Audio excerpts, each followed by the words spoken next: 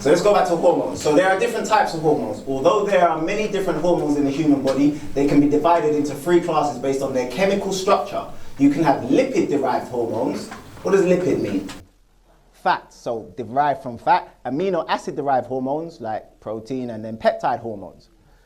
They go on to say, let's talk about lipid-derived hormones. So this is derived from fat. Most lipid hormones are derived from cholesterol. Did we know this? Most lipid hormones are derived from cholesterol, so they are structurally similar to it. The primary class of lipid hormones in humans is the steroid hormones, ketones, and alcohols. Now, their chemical names will end in OL, as in cortisol, or IOL, yeah, for the alcohols, or it might end in ONE. So you'll know something is a hormone by the way it ends. So if it ends in OL or IOL or ONE, it's a lipid-derived hormone. Now, why are lipid-derived hormones so important? Well, they're derived from cholesterol and they're steroid hormones. Now, steroid hormones are hormones that help to build up your body. Yeah? They help to build up your body. That's the reason why they took steroids or steroid hormones and made drugs out of them. That's what steroids are. So if a male wants to take steroids, they're taking it to build themselves up. That's what your hormones in your body do, steroid hormones. Now, cholesterol becomes the star of the show because once you start to understand science, you'll realize cholesterol is the precursor to pregnenolone. Pregnenolone is the precursor to progesterone, and progesterone is the precursor to your steroid hormones, which is estrogen, adrenaline, and testosterone. Yeah? Now, why is this important? Well, they say in the UK that black people have high cholesterol levels. So when we have high cholesterol levels and we go to the doctors say what to us? Take a statin drug, yeah? Statin drugs are designed to block cholesterol. But if you take a medication that blocks this, what happens down here? Hormonal imbalance. So that means if you're on a statin drug, yeah, it might be blocking the high cholesterol, but you'll have a hormonal imbalance. There's no way you can't, because it's blocking the thing that these hormones need, yeah? And not only that, not only is it the precursor to estrogen, adrenaline, and testosterone, cholesterol is the precursor to vitamin D. So, the cholesterol in our skin, when your skin is exposed to the sun, in particular UVB rays, ultraviolet B rays, the cholesterol gets converted to a precursor of vitamin D that has to go through your liver and kidneys, and then your kidneys produce the active form of vitamin D. So that means when it comes to your hormones, especially the hormones that help to build you up, cholesterol's the star of the show. But again, if we don't know this, remember, anything that's outside of your awareness is outside of your control. If you don't know this, when you go to the doctors and they put you on a statin drug, it blocks the star of the show. It's going to block the star of the show. That means hormonal imbalance here, stress levels here, for men, hormonal imbalance here, and for all of us, no vitamin D. No vitamin D. That's how important cholesterol is. To the point where if they really knew us as black people, you know, the experts who are always not sure, if we went to them and said, hey, we got high cholesterol, if they really knew us, they should say to us, go on holiday. Make sure you get out in the sun, and all of that high cholesterol will get converted into vitamin D. But they're not sure. All right, amino acid-derived hormones. The amino acid-derived hormones are relatively small molecules derived from amino acids, tyrosine, and tryptophan. If a hormone is an amino acid-derived hormone, its chemical name will end in INE or IN, like adrenaline. So now you're starting to use language and know when you're looking at a hormone, yeah? And hormones give your cells instructions. That's what hormones do. They give your cells instructions. So these are 2 amino acid-derived hormones: serotonin, look at the ending, IN, and melatonin, so you know they're hormones. These regulate the circadian rhythm, which is your internal bodily clock, to maintain a sense of balance, homeostasis within the body. So, serotonin and melatonin. Now again, I teach this to children. So, one is released during the day and one is released during the night. Which one's which? Melatonin at night. And the way I explain it to the children is melatonin makes you feel mellow. So they'll always remember that now. Melatonin gets released at night, serotonin gets released during the day. And it all affects your circadian rhythm, which is your internal biological clock. In other words, how did we survive without these? Because these tell us the time. Well, we have a natural, internal biological clock that used to tell us what time it is, tell the body what time to release what hormones and that sort of stuff. But we don't go by our natural bodily clock anymore. Yeah? And the easiest way to go by this is to go by the sun. When the sun's up, you should be up. When the sun's down, you should be down. Literally, that will keep your hormones in balance. If you don't believe me, ask anyone who has worked night shifts for more than 10 years. Ask them about their health. You can't cheat this stuff. When the sun's up, you should be up. And not just up, you should be out there absorbing it. So you shouldn't be in the office when the sun's up. And then when the sun goes down, you should go down. Yeah? And serotonin gets released during the day, so high alertness, best coordination, all that sort of stuff. So all of these hormones get released at certain times to ensure that you're a healthy person. Now, if they get released at different times, the times that they're not supposed to be getting released, then you'll become unhealthy because you'll have a hormonal imbalance. Now, we just rely on our internal hormones and the sun, we'll be okay, but we don't, do we? In the UK, we rely on medication. So most common cholesterol medication in the UK, and look at the way they're ending in, because they're statin drugs, so these are hormones then. These are hormones, but they're not hormones inside of your body. These are external hormones. So these are drugs that they've created to mimic your hormones. You know they're a hormone because they're ending in IN. If it ends in OL or IN, you know it's a hormone. So all of these things are going to be giving your cells instructions instead of your body giving your cells instructions. Again, that's going to lead to total confusion. Again, going by my analogy, you're at work and someone you don't know is trying to give you orders. Not your line manager, not your boss. Someone comes up to you and says, hey, do this, here's your instructions. Do this right now. You're going to look at that person like, you're not my line manager. I ain't doing that. That's not in my job description. Yeah? So medication is going to cause total confusion in your body. Now, a lot of us are on medication. This was the top 20 drugs dished out most on prescriptions across England and in 2017. Tells you what the drug name is, you might be familiar with some of them, and what it treats, and then how much they sold. Look what they're ending in. IN, INE, OL, OL. So these are hormones there, or they've synthetically made hormones to mimic what your body does, but it wants to give your cells different instructions. So all of this is giving your cells different instructions, yeah? Look at this, metformin. A lot of us are familiar with that because of type 2 diabetes. So that's giving your cells some different instructions, yeah? And all of those instructions are going to create an imbalance here. An imbalance here, a hormonal imbalance, yeah? Now, how would you know that everything's on time with this? Because this is your internal biological clock, where there's a couple things you can do. Obviously, when the sun's up, you're up. When the sun's down, you're down. That's one way of getting more in balance with the universe, getting more in balance with the sun and that sort of stuff. But some other things you should know. So, it says here, in the morning, you should have high testosterone levels. So the body, your testes, releases testosterone early in the morning. Now, every guy in here knew this when they were younger. Yeah. Because you used to wake up saluting. So you know that this is true. You're supposed to wake up with high testosterone levels, yeah? How would you know you have an imbalance then? When you're not. That's a hormonal imbalance. We think that hormonal imbalance is just for women. Nah, men have it as well. But the one thing that messes up our circadian rhythm out of all of it is this, the blue light. So, blue light from our laptops, blue lights from our phones, this synthetic light, because this is not sunlight, it's synthetic light. But it's so powerful, the body thinks it's 12 noon when you're on the laptop at night. Because look, the body's supposed to release melatonin roughly around 9 p.m. But what are we doing at 9 p.m.? We're doing this, yeah?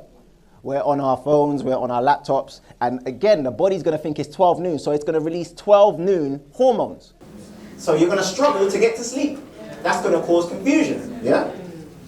So, and we're not only doing this, you know, we're supposed to be, you know, releasing melatonin at 9 o'clock or trying to get to bed before 12, but black people, it makes me ask this question, like, are black people the new vampires? Because let's explore this. What do vampires do? Well, they wear shades during the day. They can't take the sun. I've heard black people talking about, oh, it's too hot. It's too hot. A couple of years ago, we had a long summer. I heard black people say, oh, no, it's too hot. That's a vampire. That is a vampire. And hold on a second. What else do vampires do? Vampires stay indoors during the day and go out at night. We're turning into vampires. And especially our young children, even when the sun is out, the sun is out, what do our young children do? No, man, man's not hot. They're still dressed like children are still out, sun blazing, man's not hot, you get me? But it's funny, but it's tragic at the same time because their skin needs to be exposed for them to create vitamin D. Because this is the only way your body creates vitamin D. Your skin being exposed to sunlight, and then cholesterol in your skin gets converted into the precursor of vitamin D, which goes through your liver and kidneys, and then your kidneys produce the vitamin D that your body needs. Now, vitamin D is so powerful. It literally protects us from everything, yeah? To the point where I've started to tell children that the D stands for defense. It defends us against pretty much every disease out there, yeah?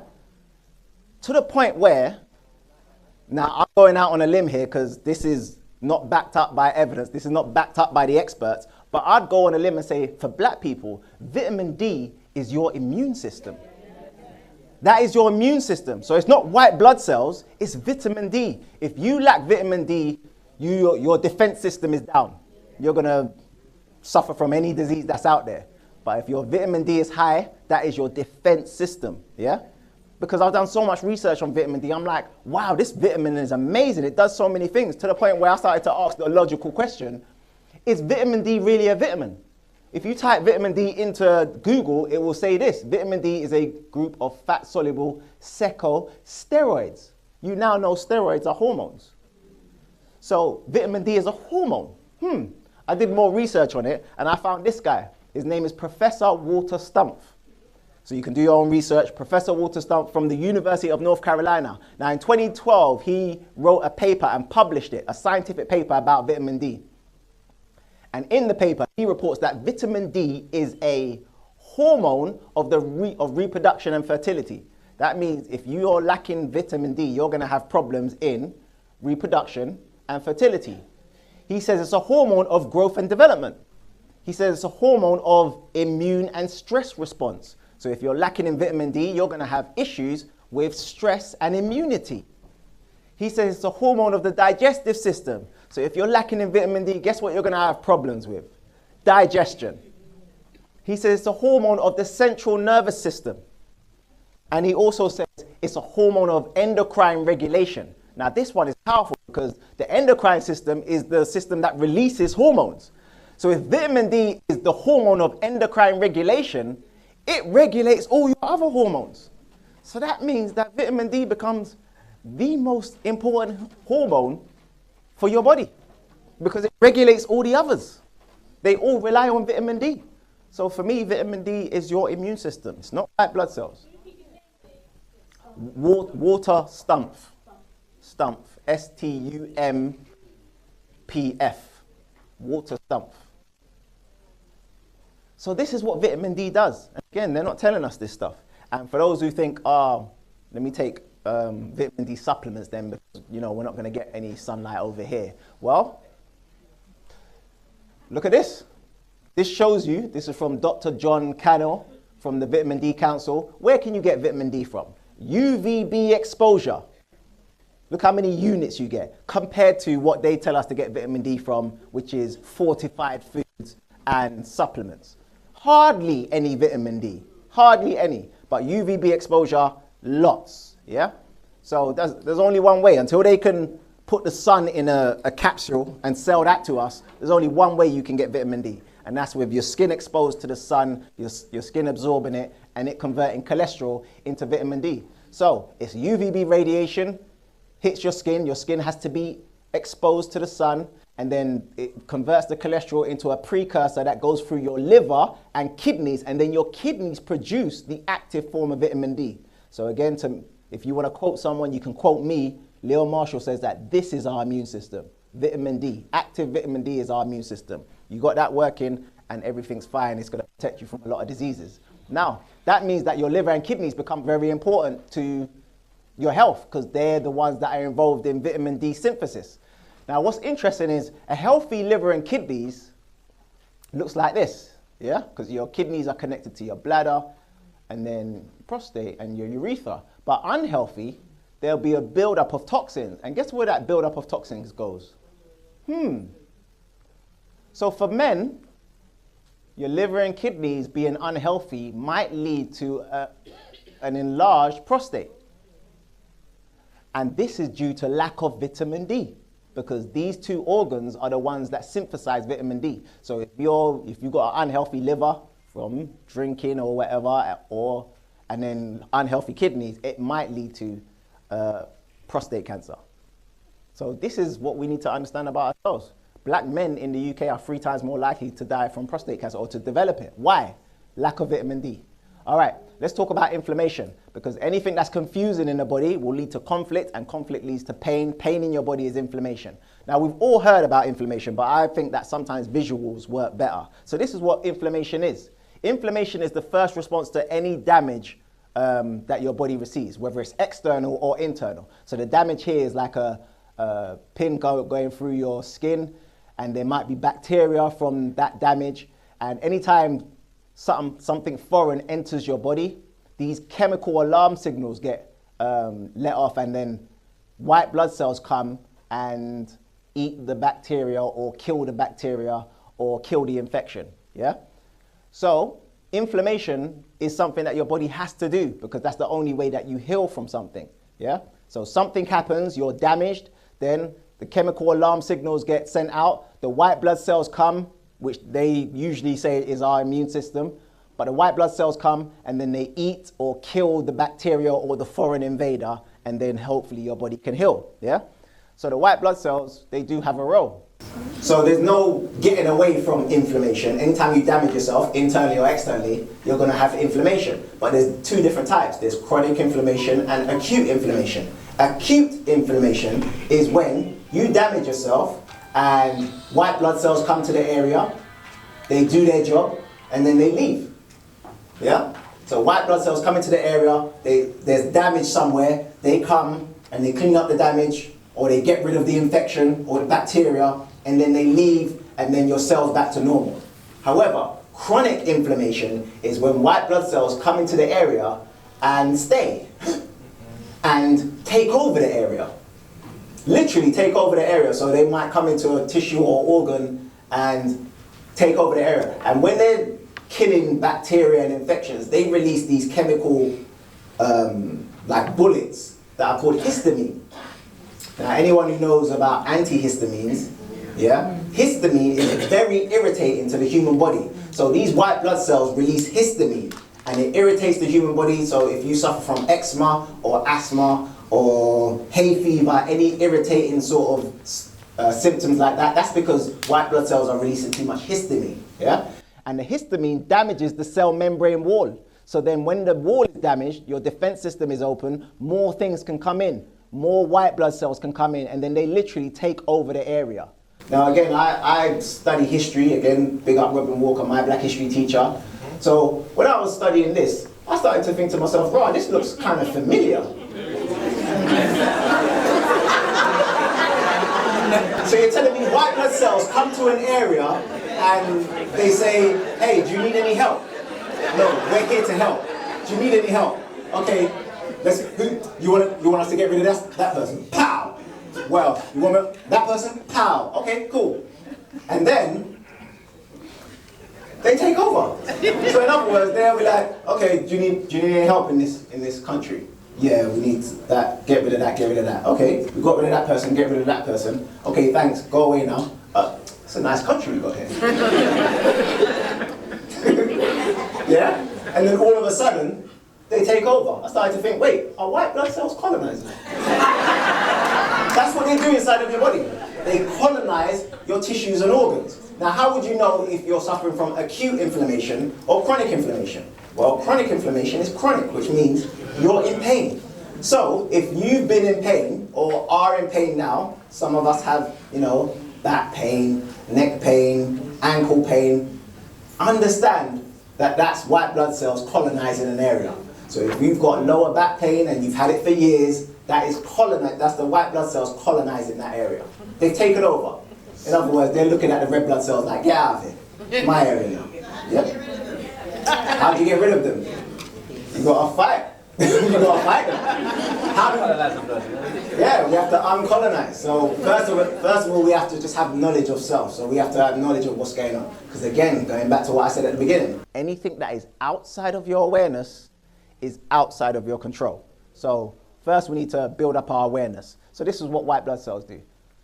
They're linked to pretty much everything. So anytime you see itis at the end of something, that's inflammation. So now you know that's to do with white blood cells. So arthritis, any redness, swelling, muscle soreness, chronic bronchitis, all of the itises, they're to do with inflammation. Now, what conditions are linked to chronic inflammation? Inflammation is implicated in cardiovascular disease. Cancers cannot grow without inflammation. Autoimmune diseases are due to inflammation and joint pain. So they're all to do with chronic inflammation, yeah? Including fibroids. Fibroids starts off as inflammation. Now, I'm going to show you a clip here. This is from the Breakfast Club. This lady here, she has a very powerful story with regards to fibroids. Have you seen it? Very powerful story. Her name is Coach Jessie. Now, when I watched this, I was looking at these two brothers, and I was thinking they were just going to be Americans. When you hear them speak, they're from the UK, but they're doctors. So this is powerful what they're saying on the Breakfast Club. Listen to this. Her name is Coach Jessie if you want to see the full clip, but listen to her story. Because of your battle that you've been very open about with fibroids. Yes. So explain what fibroids is. Sure. So fibroids are smooth muscle tumors that are usually benign, and they actually are in and around the uterus. And sometimes they cause infertility. And me, as I said, I was one of those 90% of Black women. In 2016, last January, we launched a program called the Hope Beyond Fibroids Elimination Program. And, we're actually coming up, what, now 2 years? Yeah. And we started just kind of looking at our case history, and we were seeing that not only were our clients living now fibroids free, one patient eliminated 50 fibroids without surgery. And for Black women, they usually send us a hysterectomy. Right. Yeah. Straight off the bat. Okay, which I think is a way of neutering us. And then on top of that, they were living cramp-free. Mm-hmm. How many women can say that they're cramp-free? Y'all would like us to be cramp-free. Some people tell you don't have to get fibroids removed if it's not blocking anything. Well. See, that's a lie. That's a lie. What they do is when you have small fibroids, they're gonna say to you, let's just don't monitor bother them. it. We're just gonna monitor them, and then it gets to the point where now you need to go and spend some real money. Right. It gets the fibroids get big. They start messing with your kidneys, your liver, other organs. Because it's friendly fire. Right. It's an indicator because of the root cause. The root cause is estrogen dominance, which leads to other diseases such as diabetes, heart disease, cancer, which are all inflammatory diseases. So the fibroids are indicating that something's very wrong in your body. So when guys have fibroids, they got too much estrogen? Prostate cancer. All right, so they talked about estrogen dominance. Estrogen, estrogen, same thing. So when it comes to estrogen or estrogen dominance, for women, you go through stages, yeah? So I know in the live stream they were talking about menopause and that sort of stuff. Again, our hormones are based on vitamin D and the sun and that sort of stuff. So if we're not getting vitamin D, it's going to create a hormonal imbalance. And then on top of that, if we're eating high estrogen foods, it's going to create a huge hormonal imbalance. But remember what I said, estrogen is a steroid hormone. So it helps to grow things. It helps to build things up. So estrogen during puberty helps to grow your body, woman. It helps to give you your shape, your lady parts. They grow because of estrogen, yeah? And it grows during pregnancy to help grow the fetus. So estrogen levels will be high during certain times of pregnancy to help grow the fetus. So estrogen is needed in your body because it's going to help grow things. However, if you have an estrogen dominance, it's going to help grow other things as well. So if you have a tiny tumor, that will grow. If you have a tiny fibroid, that will grow. If you have some tiny bacteria, that will grow because that's what estrogen does. It helps things to grow. So estrogen dominance will lead to things growing in your body like a cancer cell or a tumor or a fibroid and that sort of stuff. So, and then obviously estrogen is going to be high during your childbearing years and then start to lock off because the body's like, we don't need these instructions anymore. So that's when you start to go through the menopause. Now, menopause is just going through decades of hormonal imbalance, and then the body not having estrogen, and then all of a sudden it's like a shock to the body. That's basically what menopause is. It's like the shock of going through all of this hormonal imbalance, yeah? But like I say, estrogen helps to grow things, especially during puberty and that sort of stuff. It gives you your shape. So black women, this is the reason why you have your shape, is due to estrogen. Now, if this is true, then naturally, who would have the highest estrogen levels? Black women. Naturally would have higher estrogen levels. Now, if someone knew this, the easiest way then to get you sick is to feed you more estrogen. Because you already naturally have high estrogen levels. Why? Because of childbearing. Yeah? So if you have naturally high estrogen levels, we give you more estrogen, it's going to create a hormonal imbalance, you're going to be sick. Now, if you don't believe me that this is our natural shape, who remembers this again, but going back to history? Who's this? Sarah Bartman. Yeah? And so they've been studying you, black woman, for a very long time. Literally studying you. She was studied. They put her in a zoo. They put her in a zoo and allowed people to poke at her and pinch her and do all this sort of stuff. Again, don't believe a word I say. We've all got smartphones. Make your phone smart. Do some research on, there's a movie of her, yeah? So, but here's what's interesting. Look at her shape, yeah? And they were marveled by her shape to the point where they treated her like an animal, right? And then she was sexually abused as well. I think she died at a very young age, like 20 years old, from infection, from sexual diseases and that sort of stuff, yeah? So they used to ridicule her. Look at this animal, look at this person, yeah? And you know what's funny? Who's this? Kim Kardashian. How does she make her money? Imitating her. So she makes her money from imitating her. So how can we make sure that black women stay sick? Let's make sure that they have high estrogen. Naturally, they already have high estrogen levels. Let's make sure that everything around them has high estrogen as well. So what foods are high in estrogen? Most common foods found to be high in estrogen are wheat, including wheat products. So that's your bread and your pasta and all that sort of stuff. What else? Soy. That means your soybeans, your soy milk, your soy products. Soy is just high in estrogen. So all the people that think, oh yeah, no, I'm healthy, now I'm vegan. Most of the vegan products are made from soy. So that's why sometimes I don't like, people ask me, am I vegan? I'm like, I'm not a vegan, because there's confusion there. A vegan will think that they're healthy and they're eating a lot of soy products. It's high in estrogen, yeah? Meat and dairy. Don't get angry with me, it's science. No, according to Leo Marshall, according to science. Meat and dairy is high in estrogen. Why? Well, because the animals, they have estrogen. So, and then they're gonna inject them with more to make sure that everyone has a hormonal imbalance. Alcohol. Tap and bottled water. Tap and bottled water as well. All these all act as endocrine disruptors. Now, Sal, who was talking about the hair, she talked about endocrine disruptors being in hair products. So it's not just in hair products, it's in food as well. Yeah? And for the people who, you know, they think they're healthy just having vegan burgers and all this sort of stuff, which is all the craze now, check this out. This is the Impossible Whopper. Yeah? Now, this is in America. Now, look who they're trying to target. Look who they're targeting, for those who have their eyes open. Yeah. You know, I'll cheer them. Yeah? Look who they're trying to target with this Impossible Whopper, which is a vegan burger. Yeah? And check this out.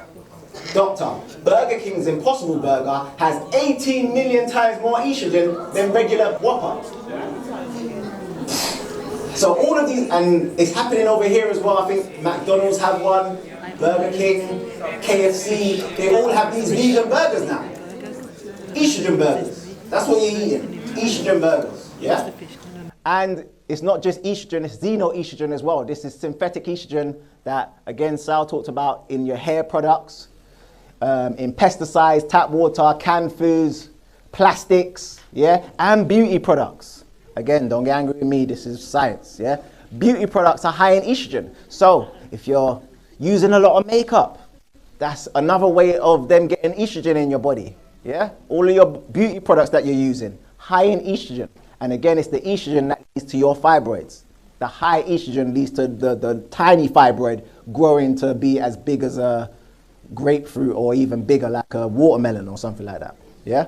So going back to the doctors, listen to what they say about estrogen here. And they talk about the contraceptive pill as well. Listen to this. Cycle. They'll put young girls onto the contraceptive pill. To regulate their cycle. They'll say, you know, some girl, and this is the thing, a lot of black girls are like athletes. You might be in the cheerleader, whatever. When women are at the athletic, you know, optimum of athleticism, they don't bleed. You ain't gonna bleed. That's the ones, yeah. Women are supposed to bleed. You're not supposed to menstruate. You're supposed to spot. Y'all hearing this? Right? Like, we're not supposed to have a heavy It's because of See, I know you didn't hear it. estrogen. Why women bleed how they bleed? They're not supposed to bleed. Medically, we're supposed to bleed only like 3 tablespoons. Now, do you even know a woman? Not even that. It's like spotting. Unless you're on the, My wife, Right. She's always pregnant. unless you're on the pill. now she's always pregnant, but before that she rarely bleeds. She doesn't get cramps. She doesn't. Right, and that's good.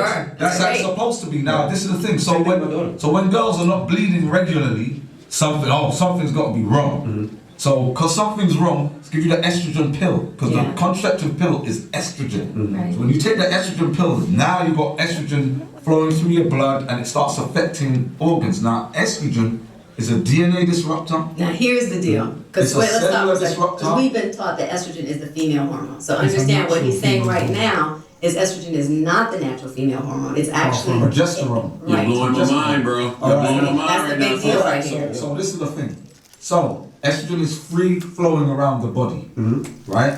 And it disrupts the endocrine. It's an endocrine disruptor. It's a cellular disruptor. It slows down the mitochondria. Mitochondria in a cell. I don't want to get too technical, right? Don't get the science out. Mitochondria is the engine and the life. It's the vibrancy of the cell. So when your mitochondria is operating at its best, you don't get sick. You will not get sick. It keeps your cell pure or charged. So when the estrogen hits the cell, it diffuses into the cellular membrane and gets into the mitochondria, slows it down. When it slows it down, now your cell is not charged. Now white blood cells see the cell as foreign. So white blood cells now start attacking, shooting out all kinds of chemicals, and then that's how fibroids are formed. It's the fight between And it's not just fibroids, it's all kind of tumor. Again, it's inflammatory diseases. So I'm hoping people are starting to put 2 and 2 together. So white blood cells have a role because they lead to chronic inflammation, and then it's the inflammation which might be small, and then the estrogen helps that to grow. Yeah, and black women, you naturally have high estrogen levels, hence your shape, and hence the fact that you've got wider hips for childbearing activities and that sort of stuff. But if someone knew this, then they'd know how to disrupt your hormones. Just give you more estrogen. Yeah? All right. Now, I'm showing you exactly where I'm getting my research from, so you can do your own research. But this is from the US Department of Health and Human Services. Now it says, what are the risk factors for uterine fibroids? So this is America. What are the risk factors for uterine fibroids? So let's see what they say. It says fibroids usually grow in women of childbearing age, and research suggests that they may shrink after menopause because the body gets rid of the estrogen is not needed anymore. Yeah? However, research also shows that they are more likely to shrink in postmenopausal white women than in postmenopausal black women. Why? For African American women, fibroids typically develop at a younger age, grow larger, and cause more severe symptoms. Again, why? Several factors may affect a woman's risk for having uterine fibroids, including the following. Age. Older women at a higher risk than younger women. Interesting. Age. Then African American race. Now this was in America, so they went with African American race, but now we're seeing it's all over the world. So it's not African American race, it's just black women. Yeah? So black women, for some reason, is a risk factor. Obesity, family history, high blood pressure, no history of pregnancy. No history of pregnancy. That's because the estrogen in your body is used for a purpose, to grow the fetus, to grow other things, but to grow the fetus. So if you have no history of pregnancy, that's confusing for your body. So that could lead to fibroids. If that weren't a message from your creator, you need to, the reason why you should be on this planet, like to reproduce. If you don't, you get sick. Vitamin D deficiency, because according to me, vitamin D is your immune system. So if you're deficient in this, you'll start to suffer from that. Food additives and then soy as well. They go on to say other factors include when your menstrual cycle began, obesity, vitamin D deficiency, drinking alcohol, because that's estrogen, diet high in red meat. All right, and then it says there are factors that can lower your risk for fibroids too. For example, research suggests that women who use oral or injectable contraceptives are less likely to get uterine fibroids. Don't believe a word they say though, do your own research. Then those who don't. And the risk continues to decrease the longer the contraceptives are used. Again, don't believe a word they say, do your own research. But check this out, pregnancy also seems to have a protective effect. So again, if you're using your body for what you're supposed to be using it for, you'll be healthy. The risk of uterine fibroids goes down with each full-term pregnancy. Now, according to the evidence, black women, you don't have a problem getting pregnant or delivering a baby, according to the evidence. However, according to the evidence, other people do. Now, what would that be down to? Now you know the science behind it. Let me show you what happens inside of your body, you know, when you're trying to get pregnant. Sperm are foreign to a woman's body and are treated as unwanted invaders. Her immune system is triggered to kill them. Once they enter the cervix, they are in a labyrinth of dead ends. Perfect for an ambush.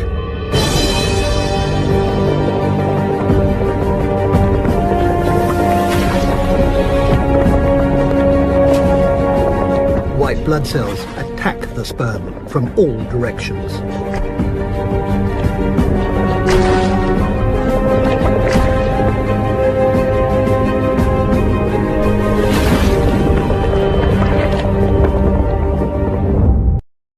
Like a horror movie. So this is what they're trying to tell us is our immune system, white blood cells. But that's what they do. They attack a foreign invaders and that sort of stuff. So that could lead to infertility. If you have too many white blood cells doing that, it could lead to infertility. Now, I got this clip from this site here. Well, this was on Twitter. They're called medical shots. Now listen to how they explain the video. Immune system attacking men's sperms inside women's bodies leading to infertility. Amazing video. What? What's amazing about infertility? Now, if you do your research, again, don't believe a word I say, do your own research. If you do your research, you'll actually find that white people generally have higher white blood cell count. And black people generally, especially African people, have generally low. So this was taken from, if you want to take a picture of it, Bain et al. So this was an experiment from 1996. So what does table 3 show? It shows Caucasian, African, Afro-Caribbean, and Jamaican. And just look at that top. Men, white blood cell count, WBC count. Who's got the highest? Caucasian, 5.7. Who's got the lowest? African, 4.5. So naturally, African people have a lower white blood cell count. Why? Because according to me, white blood cells are not your immune system. Vitamin D is. So if you're out in Africa, if you're out in the sun, you don't need white blood cells. You need more vitamin D. However, if you're not and you're from a different climate, you might need more white blood cells, yeah? So naturally, Caucasians have higher white blood cell, which could, in them, lead to fertility. According to who? Well, according to the evidence. This came out last year. USA Today, why the US birth rate hitting a 32-year low could become a big problem. Now, this came out in May 2019, but you know it's actually the same over here. So people are having problems with fertility over here. Now, here's why you have to understand language. When it comes to science, I feel like if you understand the language, you'll really understand what people are actually saying when they're talking. So if you just read through this, I've underlined a few things, but it says the birth rate in the US hit a 32-year low last year as the number of babies born dropped for the 4th straight year, federal health officials said in a report. Then it goes on to say the total fertility rate in the US dropped 2% since last year and hit a record low of 1.7 births per woman. Meaning, not enough babies are being born to replace the current population levels. Someone translate that for me. Not enough white babies are being born. The total fertility rate in 2018, they talk about the total fertility rate, and then they say having fertility rates lower than replacement levels means that the country's population could become unbalanced. And then they said, what are the reasons for this? Climate effect. More women say climate change means they won't have kids, and then the experts are saying couples are having less sex. Okay. They're just trying to explain this, yeah? Now, when this came out, again, May 2019, when this came out, laws changed straight away in the US. Look at this. Alabama just passed a near total ban of abortion, no exceptions for rape or incest. Doctors could face 99 years in prison for providing abortions. And then this woman says it's a war on women. It's a war on women and it's time to fight like hell. All right. And other people started to go with this. So look at this. This guy from Twitter said 22 senators voted against including an exception for rape or incest in Alabama's new draconian abortion law. And these are the people that said, hey, listen, I don't care how you got pregnant, you got to have that baby. Yeah? Because we don't want the population to become, you know, imbalanced. They're at 3%, how dare them get to 4%? Yeah? Look at this. Again, this is America. Passed new abortion limits in 2019. So these are the states that have passed this abortion limit. In other words, you can't have an abortion even if you were raped or whatever. Yeah? So how many is that? 1, 2, 8. 8 states in America. That was 2019. What's that going to look like by 2020? Or 2021? Or 2022? Yeah? And again, people will say, well, that's America. You know, in America it's blatant. Well, over here, actually, if it was over here, you tell me. Because again, in America, the state of the water is obvious. If over here we had an issue with race, yeah? What area of the UK would have the highest abortion rate? London. More abortions carried out in London than anywhere else in England. Yeah, so this was from 2016. 2016, and it says abortion rates are higher in the capital than anywhere else in England. London boroughs comprise 9 of the top 10. And if you want to know the boroughs, they're there. So, oh, some of your boroughs might be in there. Yes, so some of your boroughs are in there. So, again, we like to play the I don't see game over here, but evidence is clear. Now, why is this happening? Why is there so many abortions in that area? Yes, bro. This one. So why is this happening? And why in London